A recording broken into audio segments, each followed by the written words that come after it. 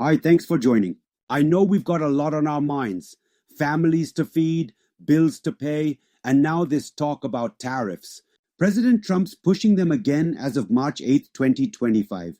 And it's got us wondering, what does this mean for us? For our wallets, our jobs, our community?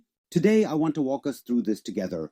We'll look at what tariffs have done in the past, what President Trump is trying to do now, how much he's charging other countries, and why America's factories aren't ready to take over, why we keep buying from places like China.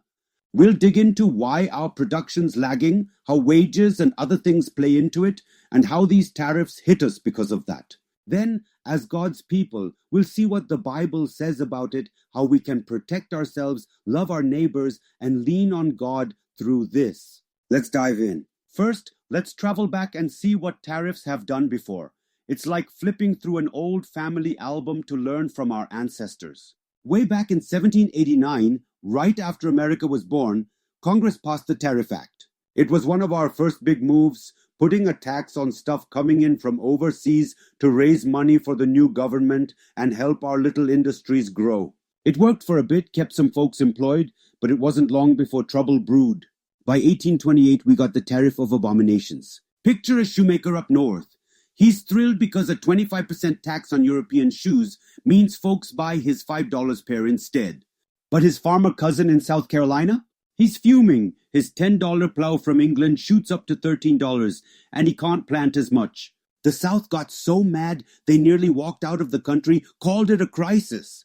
The goal was to protect jobs, but it almost tore us apart. Then there's 1861, the Civil War era. Tariffs climbed high, like 47% on some goods, to fund the war and shield northern factories. It helped build railroads and steel mills, and we saw some growth. Industry boomed for a while. But farmers and regular folks paid more for tools and clothes, and other countries started taxing our cotton back. It was a win for some, a loss for others. Fast forward to 1930, the Great Depression. Everything's falling apart, and Congress passes the Smoot-Hawley tariff, slapping 20% taxes on thousands of imports. A wheat farmer might sell more at home because foreign wheat's pricier, but Canada and Europe hit back, taxing our apples, pork, anything they could. Trade crashed by over half. Jobs vanished, 25% unemployment, and what was meant to save us made the pain deeper. History's got a pattern. Tariffs can lift up a few, like factory owners, but when other countries retaliate or prices soar, it's the everyday folks, farmers, workers, families who feel the squeeze. Now, let's talk about what's happening in 2025. President Trump's back, and he's swinging tariffs like a hammer. He said, "This is how we make America strong again." His plan's pretty straightforward. He wants jobs to come back home, factories buzzing so your son or nephew can find steady work. He's tired of us buying way more than we sell. We're $600 billion in the hole with other countries, especially China. He's also pressuring Canada and Mexico to stop drugs like fentanyl and folks crossing the border without papers. It's a big Made in America push. Protect us by making it cost more to bring stuff in. Here's what he's charging. Anything from Canada or Mexico, lumber for your roof, avocados for your toast, parts for your pickup, gets a 25% tax, except Canadian oil and gas, which get 10%. China's hit with 20% on phones, toys, coats, and President Trump's hinting at 60% if they don't shape up.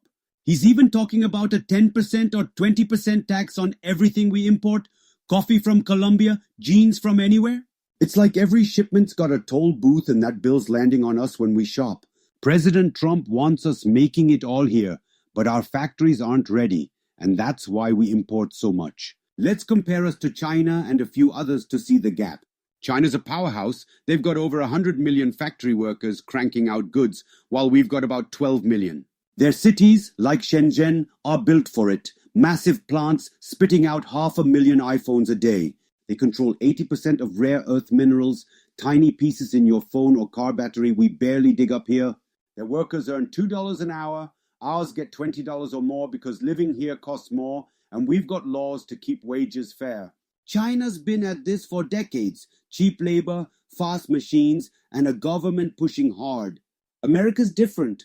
We're tops in steel, second in the world, and we shine in big stuff like planes with Boeing or medicine with Pfizer. But everyday things, we're behind.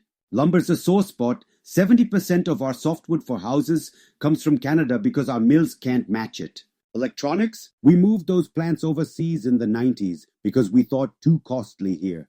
Mexico's got us beat on car parts. Half the bits in your Chevy come from their factories, built close and cheap. Germany's got high-tech gear, think BMW engines, and Japan's got robotic run plants for TVs and tires. We're strong in specialized high-end stuff, but for socks, screws, or chargers, others have the scale, speed, and price we can't match or touch right now. Now, let's talk about the food on our tables, where it comes from, and how tariffs may mess with it. The U.S. is a powerhouse in food production. We grow enough to feed ourselves, and then some, exporting $191 billion worth in 2024, like soybeans, corn, beef, and pork from places like Illinois and Iowa. But we also import a ton, nearly a fifth of our food supply, about $195.9 billion last year. Mexico and Canada alone send us $86 billion of that, think 90% of our avocados, 60% of fresh produce like tomatoes and berries, and half our fruit and nuts. China chips in too, with garlic and seafood, while Chile sends salmon and Brazil coffee. We're big on seafood imports. 70-85% comes from abroad, and even basics like bananas and coffee don't grow here much. Tariffs like Trump's 25% on Canada and Mexico or 20% on China jack up those import costs. Further, wages tell a big story. In China, that $2 an hour wage means they can make a shirt for pennies and still profit. Here, $20 an hour, say $40,000 a year, means a shirt costs way more to produce, even before you add rent or power. We've got wage parity, trying to keep pay fair across jobs, but it makes us pricier than countries happy to pay peanuts. That's why companies left. They chased cheap labor. But it's not just wages. Our factories aged, many shut down or moved decades ago. Building a new one, like a lumber mill, takes 100 million 5 years, and a workforce we don't have lying around. Regulations slow us too, permits, safety rules, environmental checks, good stuff, but it drags out the timeline. China skips some of that and throws it to the wind, hence moves fast. We can't do that, right? We've got land, but not the rare minerals. Mining them here takes a decade and billions. Our tight labor market, folks retiring, fewer young workers, added with my body, my right laws, means we can't staff up quick either. We're playing catch up with a rusty toolbox. Let's talk about jobs and how we're preparing for them, because tariffs don't just change prices, they shake up work too. Right now, in 2025, our job market's a roller coaster. Healthcare's growing strong, over 900,000 new jobs last year, like nurses and caregivers, because folks are getting older. Government added 33,000 jobs in December, and restaurants picked up 43,000. But manufacturing's bleeding, 16,000 jobs lost in things like machinery, hit by tariffs making our exports pricier. Retail's wobbly holiday hires help, but online shopping's eating away at stores. We're creating jobs, 256,000 in December, more than folks thought, but layoffs keep coming. Tech's seen over 1,000 cuts in 2024, nearly 700 folks a day losing spots, and some factories are closing as automation and costs bite. We're pushing STEM, science, tech, engineering, math to keep up. In 2020, about 20% of our college grads, over 500,000 American citizens, got STEM degrees, think 400,000 bachelors, 135,000 masters, 32,000 doctorates. That's solid, but most grads pick other fields. Business tops out at 391,000 bachelors, health at 268,000. In STEM, we lean on international students. Especially at grad school, 7% of bachelors are foreign, but 34% of masters and 35% of doctorates, mostly from China and India. China cranks out 1.6 to 4.7 million STEM grads yearly, India 2.6 million, dwarfing our numbers with bigger populations and a 34% to 41% STEM focus. Germany's at 36%, South Korea 32%, they're smaller but STEM heavy. Our STEM push builds coders and engineers, but here's the catch. AI and robots are taking jobs fast. Globally, 85 million jobs could vanish by 2025, think cashiers or data entry, while 97 million new ones, like AI trainers, pop up. In the US, maybe 10-15 million jobs shift, but only if we retrain quick. Compare that abroad. China's 100 million factory workers outmuscle our 12 million. Their low 2-an-hour wages keep goods cheap.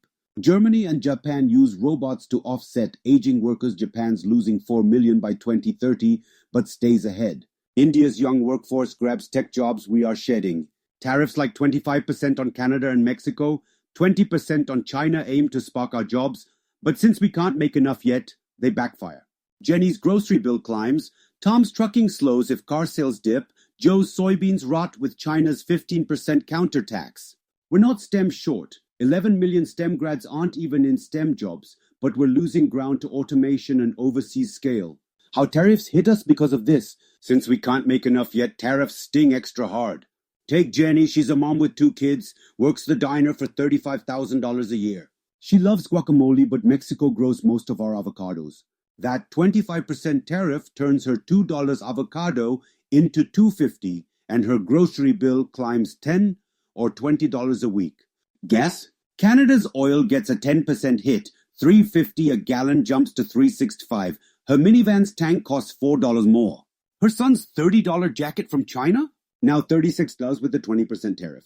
She's losing $1,000 a year because we don't have local options ready. Then there's Tom, her neighbor, hauling steel in his truck. The 25% steel tariff might mean more runs at first. U.S. mills perk up.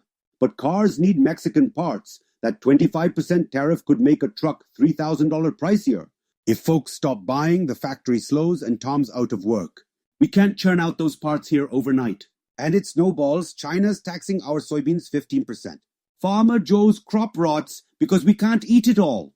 Canada might hit our beef next. We're stuck importing, so tariffs just hike prices without fixing the root problem. So as I have already said, short term, we're in for higher costs, $1,000 less in your pocket and job chaos. Long term, if we don't match China's output or Japan's tech, we'll lag. AI could outpace us while factories stay rusty. What do? Short run, save every penny, thrift shop, stock up, learn a fix-it skill to stay handy. Long run, get our kids into STEM coding, trades, host church workshops to teach it. Push leaders to fund factories now, not later, and ease taxes so we keep more. Tariffs might grow jobs someday, but only if we're STEM smart and production ready, and we've got work to do. Now let's look at it from a Christian lens. What's God say? How do we see this as God's people? Gary North, a Christian economist, puts it in a sharp way. Tariffs are a tax on the poor to help the inefficient. Jenny's $1,000 loss cuts deeper than a rich man's paycheck who had $100 million. She's the one skipping meals. Leviticus 19:13 warns us, do not oppress your neighbor or rob him. If tariffs jack up her rent or Tom's gas, are we loving them right? Proverbs 31:18 shows a wise woman trading smart. Her house thrives because she's open, not shut off. But Romans 13 says government's here to protect us under God. If tariffs stop drugs or spark jobs, that's a good intent. The balance is tricky. Protection can't crush the weak. North says economics is stewardship, using God's gifts well, not wasting them on fights we're not prepped for. We're paying for letting factories fade, and tariffs hit us before they heal us. Let's look at some practical measures. So what do, church? Here's how to guard your family with faith and wisdom. Stretch your dollars. Shop at Goodwill. A $3 coat beats a $10 tariffed one. Buy bulk, like a $5 rice sack that lasts a week. Skip the $4 coffee shop. Brew at home for nickels.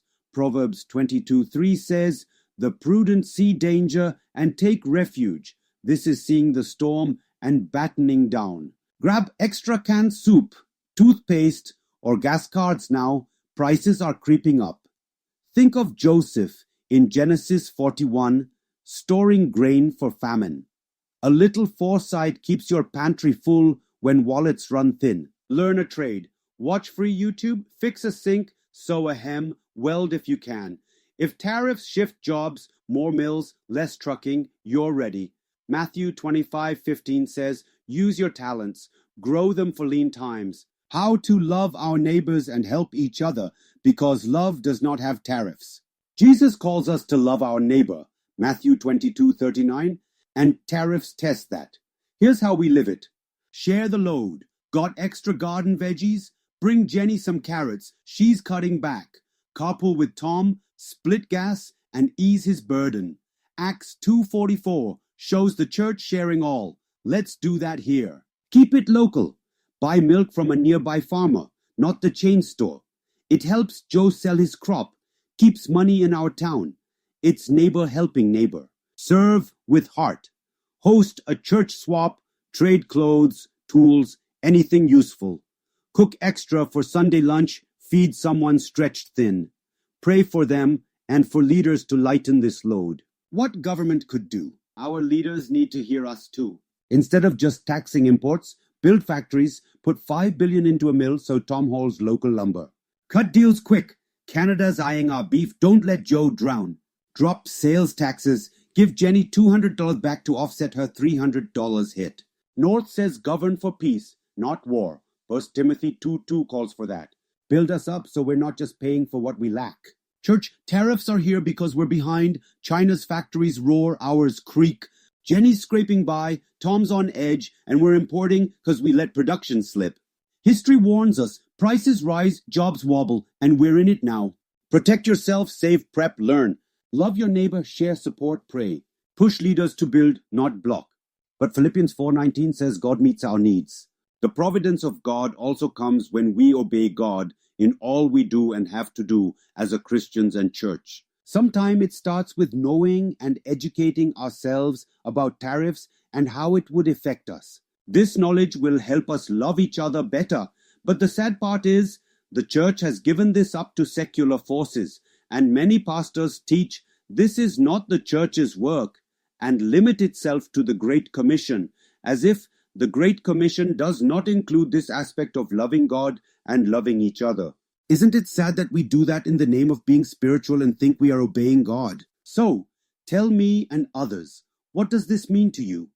Share your thoughts in the comments. Thanks for your time. May you have a blessed life with or without tariffs.